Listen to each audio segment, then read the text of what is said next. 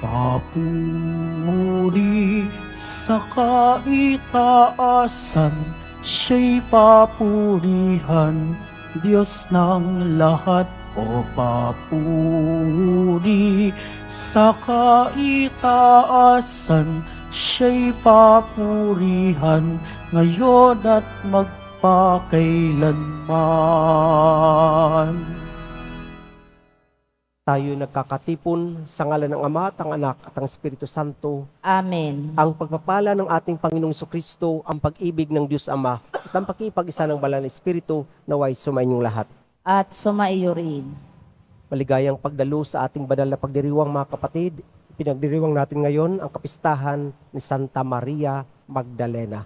Ating ngayong ihanda ang ating sarili para sa ating banal na pagdiriwang. Inaamin ko sa makapangyarihang Diyos at sa inyo, mga kapatid, na lubha akong nagkasala sa isip, salita at sa gawa, at sa aking pagkukulang. Kaya sinasamo ko sa mahal na Bering Maria, sa lahat ng mga anghel at mga banal, at sa inyo, mga kapatid, na ako'y panalangin sa Panginoong ating Diyos. Kaawaan tayo ng makapangyarihang Diyos, patawarin tayo sa ating mga kasalanan, at patnubayan tayo sa buhay na walang hanggan. Amen. Panginoon, kaawaan mo kami. Panginoon, kaawaan mo kami. Kristo, kaawaan mo kami. Kristo, kaawaan mo kami. Panginoon, kaawaan mo kami. Panginoon, kaawaan mo kami.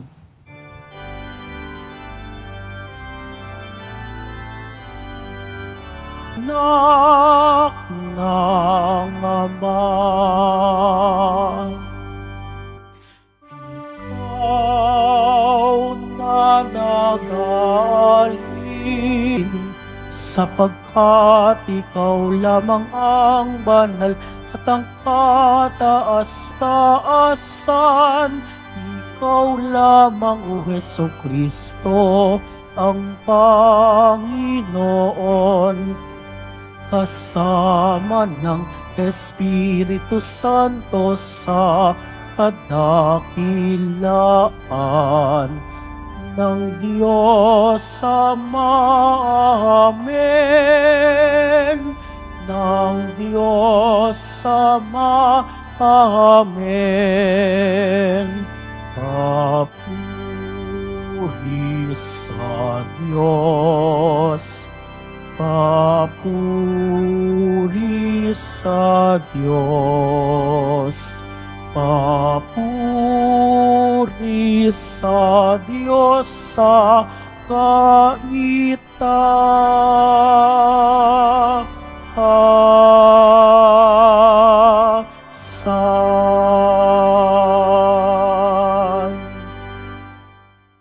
Manalangin tayo.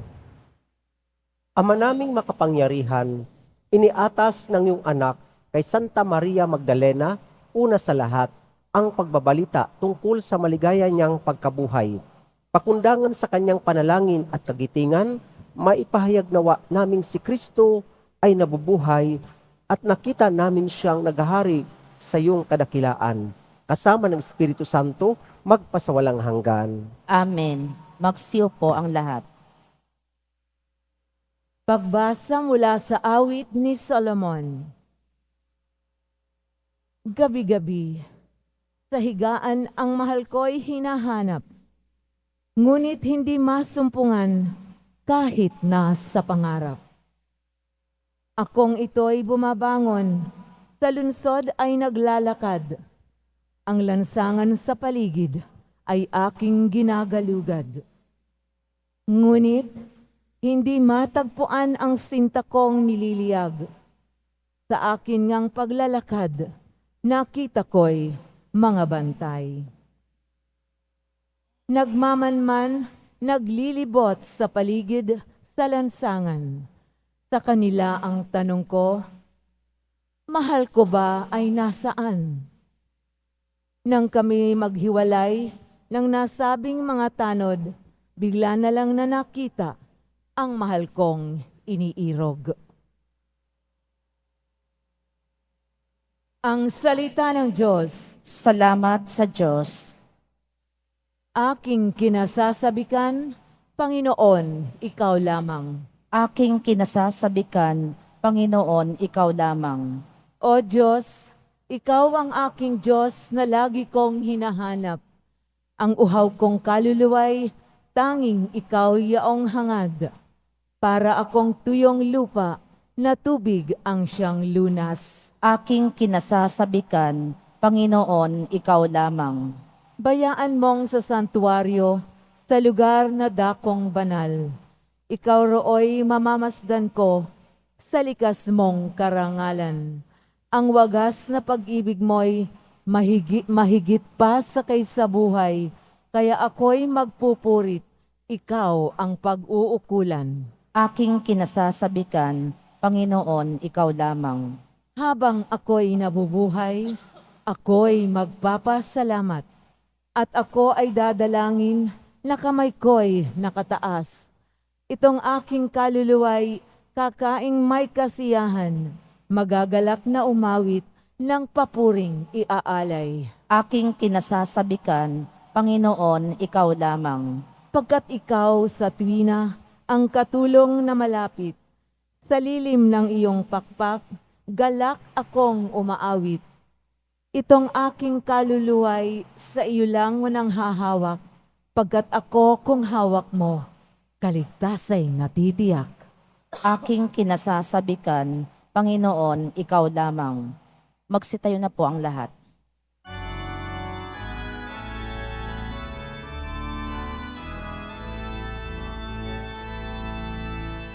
Hallelujah, Hallelujah,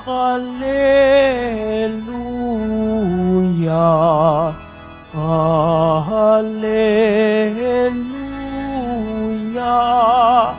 Hallelujah.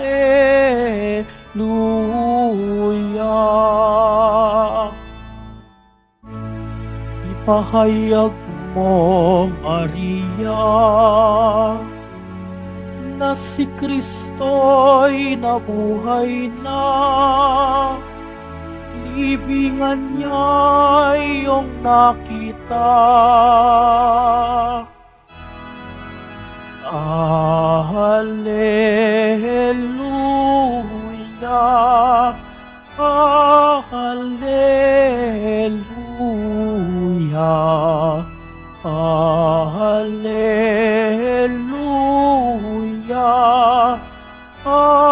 Hallelujah.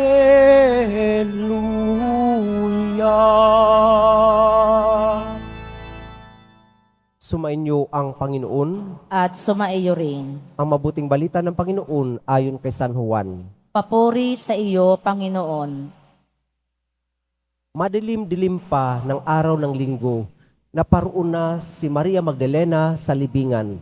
Naratnan niyang naalis na ang batong panakip sa pinto ng libingan. Dahil dito, patakbo siyang pumunta kay Simon Pedro at sa alagad na minamahal ni Jesus.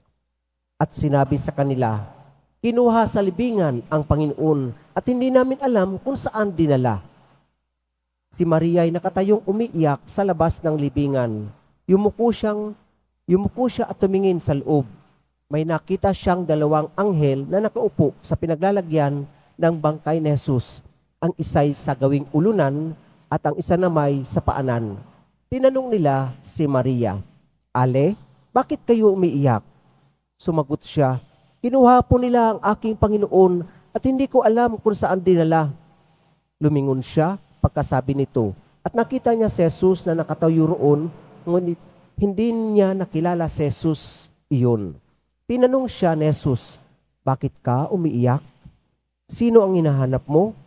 Akala ni Maria ay siya ang tagapag-alaga ng halamanan. Kaya't sinabi niya, Ginoo, kung kayo po ang kumuha sa kanya, ituro ninyo sa akin kung saan ninyo dinala at kukunin ko. Maria, ani Jesus. Humarap siya at kanyang sinabi, Rabboni, ibig sabihin, Guru. Huwag mo akong hawakan sapagkat hindi pa ako nakapupunta sa Ama, wika ni Jesus. Sa halip, pumunta ka sa aking mga kapatid at sabihin mong aakyat ako sa aking Ama at inyong Ama, sa aking Diyos at inyong Diyos. Kaya't si Maria Magdalena'y pumunta sa mga alagad at sinabi, "Nakita ko ang Panginoon." At tuloy sinabi sa kanila ang bilin ni Jesus. Mga kapatid, ang mabuting balita ng ating kaligtasan. Pinupuri ka namin, Panginoong Hesukristo. Magsiyo po ang lahat. Magandang good morning sa inyong lahat, mga kapatid. Sige po. Naranasan nyo na ba na mawalan ng mahal sa buhay? Lahat siguro tayo, maliban sa mga bata pa. Naranasan nating mawalan ng mahal sa buhay. At alam natin ang kahulugan ng lungkot nun. Panghihinayang na hindi natin naipadama yung pagmamahal sa kanila.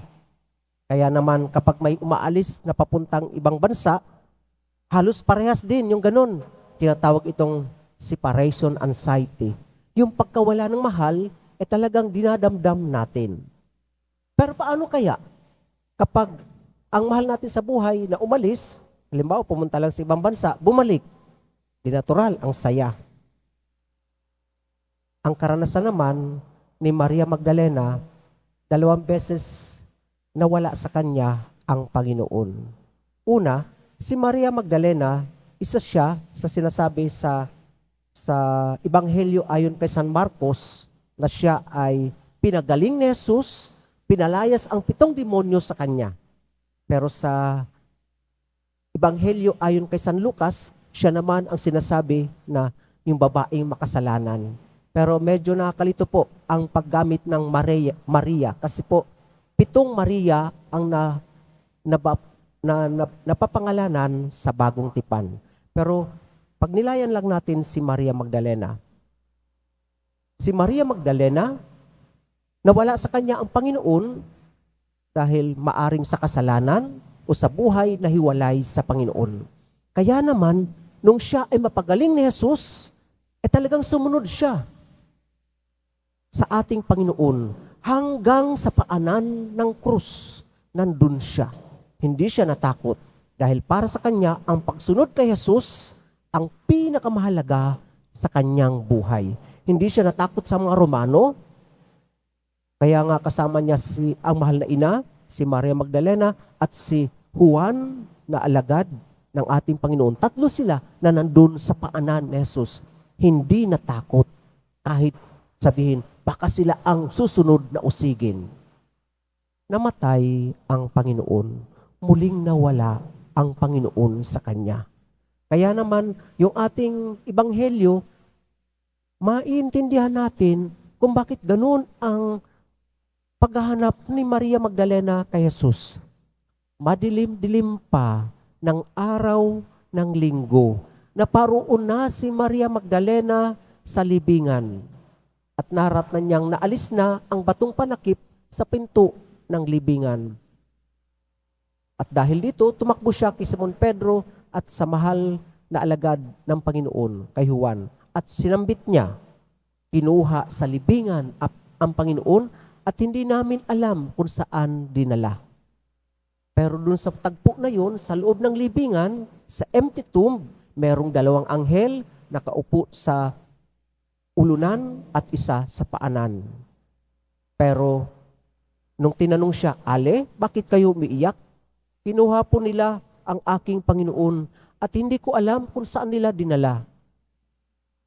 At nakita niya si Jesus sa kanyang likuran, akala niya siya, ang Panginoong Jesus, ang tagapag-alaga, yung gardener, nakatayo roon, ngunit hindi niya nakilala si Jesus. Tinanong siya ni Jesus, "Bakit ka umiiyak? Sino ang hinahanap mo?" Sumagot si Maria Magdalena, "Ginoo, kung kayo po ang kumuha sa kanyang bangkay, ituro po ninyo kung saan ninyo dinala at kukunin ko." Ganong kalakas ang loob ni Maria Magdalena. Ang bigat po kaya ng bangkay, di ba? Makakaya kaya niya yun, buhatin mag-isa? Pero kanyang nasambit, kung saan ninyo dinala at kukunin ko. Humarap sa kanya si Jesus at tinawag ang kanyang pangalan, Maria. At naalala ni Maria ang tawag na yun sa kanyang pangalan, ang boses na yun kung sino yun. kaya kanyang sinambit. Rabboni, ibig sabihin, guro. Kaya naman, good news. Muling nabuhay ang Panginoong Hesukristo. Kaya sinabi naman ni Jesus, wag mo akong hawakan sapagkat hindi pa ako nakakapunta sa Ama. Sa halip, pumunta ka sa aking mga kapatid at sabihin mong aakyat ako sa aking Ama na inyong Ama, sa aking Diyos na inyong Diyos. Kaya't si Maria Magdalena ay pumunta sa mga alagad at sinabi sa kanila ang mabuting balita. Nakita ko ang Panginoon at ibinigay ang bilin ng ating Panginoong Hesukristo. Kung tayo ay nawalan ng mahal sa buhay, pero bumalik, di natural, mas lalo natin siyang mamahalin. Amen? Pag hindi natin minahal, paano pa yung ang panghihinayang natin nung una? Di ba? Second chance na natin yun. Kapag nawala, hinahanap. Nung nandyan na, ayaw mahalin. Paano kaya yun? Ganon din sa ating Panginoong Hesukristo. Maari nating mawala ang Panginoon sa ating buhay sa pamagitan ng kasalanan, sa ating paglayo sa Kanya. Pero ang Panginoon, lagi tayong hinahanap. Tinatawag tayo sa ating pangalan. At ang Panginoon ay laging nagbibigay ng Kanyang sarili sa atin. Kung tayo ay binibigyan ng maraming pagkakataon ng Panginoon na makaharap siya, mamahalin ba natin siya na sa ating pakikipagharap sa Kanya tulad na ginawa ni Maria Magdalena? Kaya si Maria Magdalena, meron siyang taguri na apostle to the apostles. Dahil siya ang unang nagbalita sa mga apostoles na ang Panginoong Hesus ay muling nabuhay. At hindi lamang paggunita yung ating ipinagdiriwang ngayon, kundi kapistahan sa kasalukuyang Pope natin, si Pope Francis, itinaas niya ang pagdiriwang na ito sa isang kapistahan na tulad sa mga apostoles. Kaya tayo umawit ng luwalhati kanina. So ganun po, si Maria Magdalena, isang halimbawa sa bawat isa sa atin. At hindi siya mahirap sundan. Tayo'y nalayo sa Panginoon tulad niya dahil sa kasalanan, pero kapag ang Panginoon ba ay nagpagaling sa atin, nagpakita sa atin, nakaharap natin, paglilingkuran ba natin siya tulad ng ginawa ni Maria Magdalena? Ibabahagi ba natin siya sa ating mga kamag-anak, kaibigan? Ang Panginoon ay muling nabuhay. Ang Panginoon ay napakabuti. Tayo'y sumamba sa Kanya, maglingkod sa Kanya, dahil siya lang ang tunay na makapagbibigay ng kaligayahan sa bawat isa sa atin. Sa kaligayahan na pilit nating hinahanap na matatagpuan lang natin sa ating Panginoong Diyos.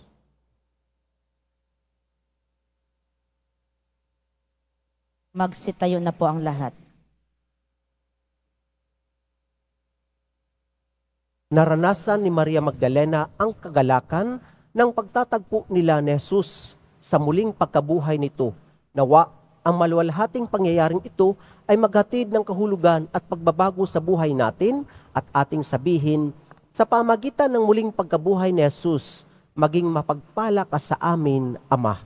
Sa pamamagitan ng muling pagkabuhay ni Jesus, maging mapagpala ka sa amin, Ama. Ang simbahan ng Diyos, naway magpanibago kay Kristong muling nabuhay at ihatid ang kanyang mensahe ng pag-asa at pag-ibig sa buong mundo. Manalangin tayo. Sa pamamagitan ng muling pagkabuhay ni Jesus, maging mapagpala ka sa amin, Ama. Ang pamayanan ng mga mananampalataya, naway magpatotoo sa muling pagkabuhay ni Kristo sa pamamagitan ng kanilang halimbawa at patuloy na pagtalikod sa kasalanan. Manalangin tayo. Sa pamamagitan ng muling pagkabuhay ni Jesus, maging mapagpala ka sa amin, Ama. Ang mga nasa madilim na libingan ng kasalanan, Naway makatagpo kay Jesus ng lakas at sigla sa pagbangon sa isang buhay ng katapatan sa Ebanghelyo. Manalangin tayo. Sa pamamagitan ng muling pagkabuhay ni Jesus, maging mapagpala ka sa amin, Ama. Ang mga nasisiraan ng loob dahil sa mga waring, walang katapusang mga paghihirap, naway makatagpo sa muling pagkabuhay ng tapang na ipagpatuloy ang kanilang paghahanap ng higit na mabuting buhay. Manalangin tayo. Sa pamamagitan ng muling pagkabuhay ni Jesus, maging mapagpala ka sa amin, Ama. Ang mga lumisan na sa buhay na ito, naway mapatawad sa kanilang mga kasalanan ni Jesus na aming manunubos. Manalangin tayo. Sa pamamagitan ng muling pagkabuhay ni Jesus, maging mapagpala ka sa amin, Ama. Sa katahimikan ng ating puso, ating idalangin ang ating mga personal na kahilingan. Ama, tanggapin nawa namin ang mabuting balita ng muling pagkabuhay ni Kristo at ang aming buhay sa inaharap sa piling mo. Hinihiling namin ipagkaloob mo na maranasan namin ang bunga ng kanyang muling pagkabuhay sa aming sariling buhay. Hinihiling namin ito sa pamagitan ni Kristo na aming Panginoon. Amen. Magsiupo ang lahat.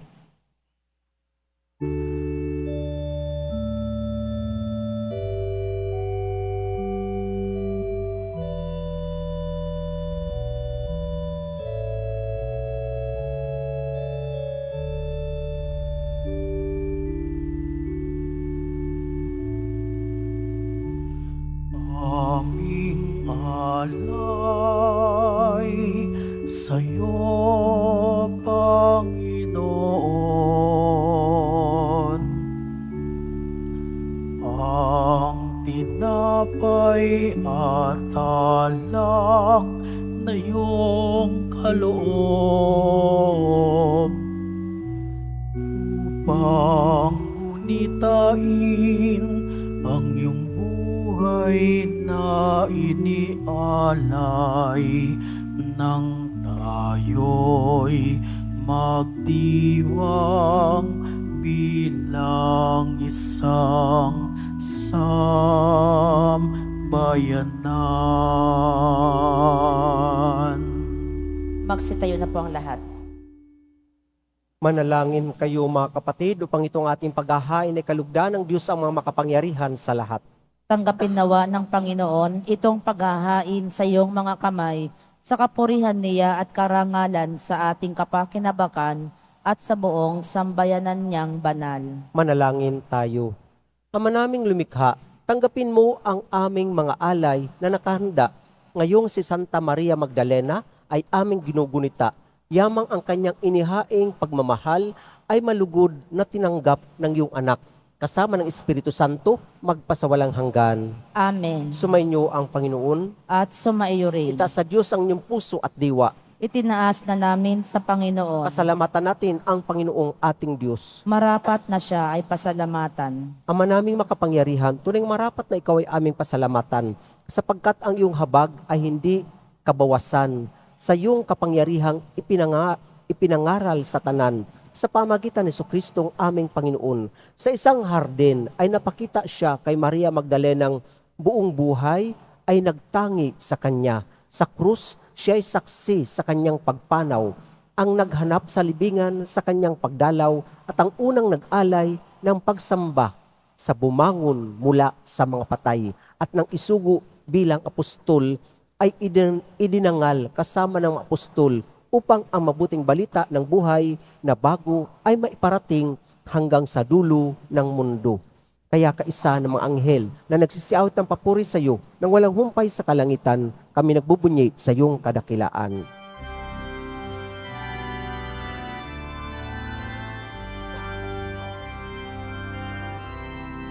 Santo, Santo, Santo, Panginoong Diyos ng mga hukbo, napupuno ang langit at lupa ng kadakilaan mo. Hosana sa kaitaasan, pinagpala ang naparirito sa ngalan ng Panginoon.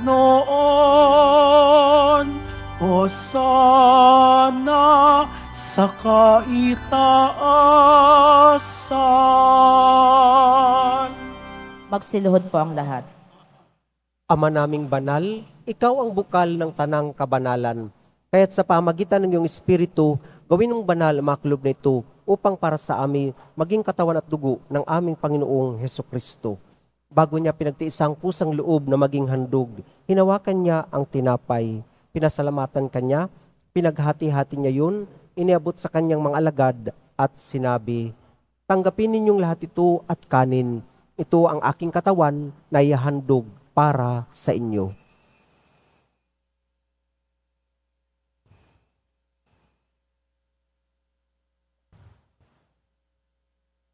Gayon din naman, noong matapos ang hapunan, hinawakan niya ang kalis, muli kanyang pinasalamatan.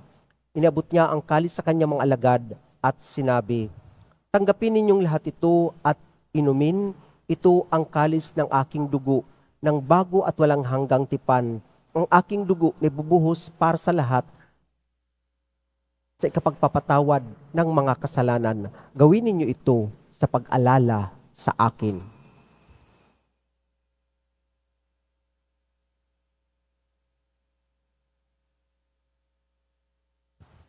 Magsitayo na po ang lahat. Ipagbunyi natin ang misteryo ng ating pananampalataya.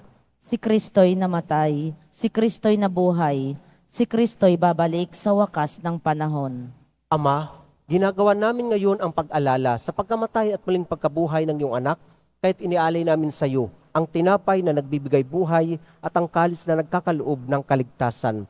Kami nagpapasalamat dahil kaming minarapat na tumayo sa harap mo para maglingkod sa iyo. Isinasamo namin kaming magsasalo-salo sa katawan at dugo ni Kristo ay mabuklod sa pagkakaisa sa pamagitan ng Espiritu Santo. Ama, lingapin mo ang simbahang laganap sa buong daigdig. Puspusin mo kami sa pag-ibig. Kaisa ni Francisco na aming Papa at ni Jose na aming Obispo at ng Tanang Kaparian. Alalahanin mo rin ang mga kapatid naming nahimlay na may pag-asang sila'y muling mabubuhay, gayon din ang lahat ng mga pumanaw. Kaawaan mo sila at patuloyin sa iyong kaliwanagan. Kaawaan mo at pagindapatin kaming lahat na makasalo sa iyong buhay na walang wakas. Kaisa ng mahal na Birheng Maria, nila ng Diyos, ng kabiyak ng puso niyang si San Jose, kaisa ng mga apostol, ni San Juan Bautista, ni Santa Maria Magdalena, at ng lahat ng mga banal na namuhay dito sa daigdig ng kalugod-lugod sa iyo. May pagdiwang nawa namin ang pagpupuri sa kararangal mo sa pamagitan ng anak na aming Panginoong Hesukristo. Sa pamagitan ni Kristo, kasama niya at sa Kanya, ang lahat ng parangal at papuri ay sa iyo, Diyos amang makapangyarihan, kasama ng Espiritu Santo, magpasawalang hanggan.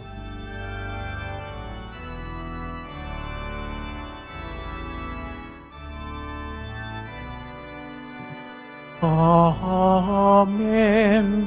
Amen.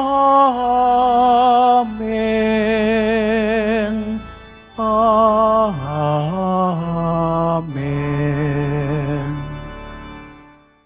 Sa pamagitan ng binyag, tayo'y naging mga anak ng Diyos. Bilang isang pamilya, tayo tumawag sa ating isang Ama. Ama namin, Sumasalangit ka, sambahin ang ngalan mo, mapasa amin ang kaharian mo, sundin ang loob mo dito sa lupa para nang sa langit.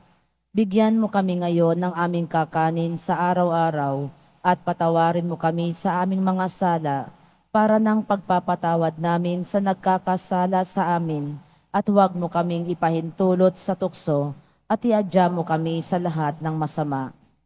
hinihiling namin kami adya sa lahat ng masama, pagkalooban ng kapayapaan araw-araw, iligtas sa kasalanan at ilayo sa lahat ng kapahamakan, samantalang aming pinananabikan ang dakilang araw ng pagpapahayag ng tagapagligtas naming si Jesucristo. Sapagkat iyo ang kaharian at ang kapangyarihan at ang kapurihan magpakailanman. Amen. Panginoong Jesucristo, sinabi mo sa mga apostol, "Kapayapaan ang iniiwan ko sa inyo, ang aking kapayapaan ang ibinibigay ko sa inyo. Tunghayan mo ang aming pananampalataya, at huwag ang aming pagkakasala. Pagkalooban mo kami ng kapayapaan at pagkakaisa ayon sa iyong kalooban, kasama ng Espiritu Santo, magpasawalang hanggan. Amen. Ang kapayapaan ng Panginoon naway laging sumainyo.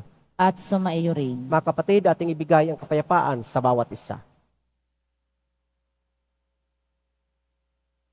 Kordero ng Diyos na nag-aalis ng mga kasalanan ng sanlibutan, maawa ka sa amin. Kordero ng Diyos na nag-aalis ng mga kasalanan ng sanlibutan, maawa ka sa amin. Kordero ng Diyos na nag-aalis ng mga kasalanan ng sanlibutan, ipagkaloob mo sa amin ang kapayapaan. Magsiluhod po.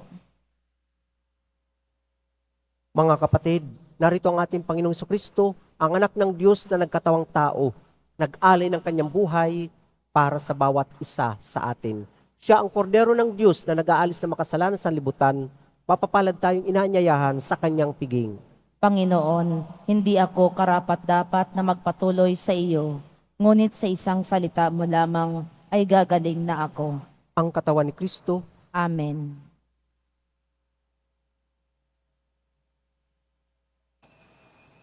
Para sa lahat ng tatanggap ng banal na komunyon, sasagot po tayo ng amen.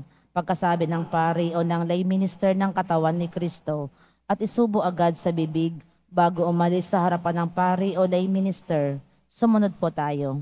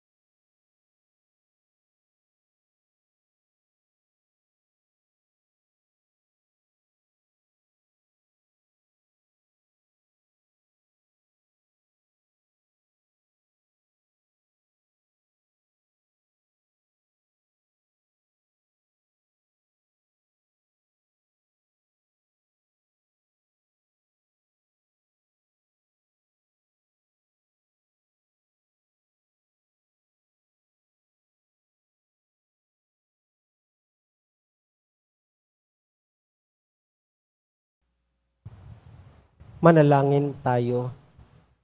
Ama naming mapagmahal, sa tinanggap naming banal na pakikinabang, mag-umapaw nawa sa amin ang nananatiling pag-ibig na siyang nagdulot ng kaugnayang mahigpit ni Santa Maria Magdalena sa guro niyang si Kristo, kasama mo at ang Espiritu Santo magpasawalang hanggan. Amen. Sumainyo ang Panginoon. At sumaiyo rin. Mahal na Poong Jesus Nazareno, inihayag mo sa pamagitan ng krus ang walang maliw na pag-ibig ng Diyos sa sangkatauhan. Pakinggan mo ang kahilingan ng iyong angkan na nagsusumamo sa iyo. Makamtan nawa nila ang iyong katugunan at tanggapin ang kasagutan na may utang na loob na tinatanaw. Basbasan din po ninyo ang mga dala-dala nilang mga imahin at dasalan. Sa pamagitan ng bendisyon na ito, naway maalala nila ang mga pangako nila noon sa binyag, na ikaw ang kanilang ibigin at paglilingkuran bilang Panginoon magpasawalang hanggan. Amen. At pagpalain kayo kasama ng inyong mga mahal sa buhay ng makapangyarihang Diyos, Ama, Anak, at Espiritu Santo. Amen. Humayo kayong taglay ang kapayapaan ng Poong Jesus Nazareno. Salamat sa Diyos.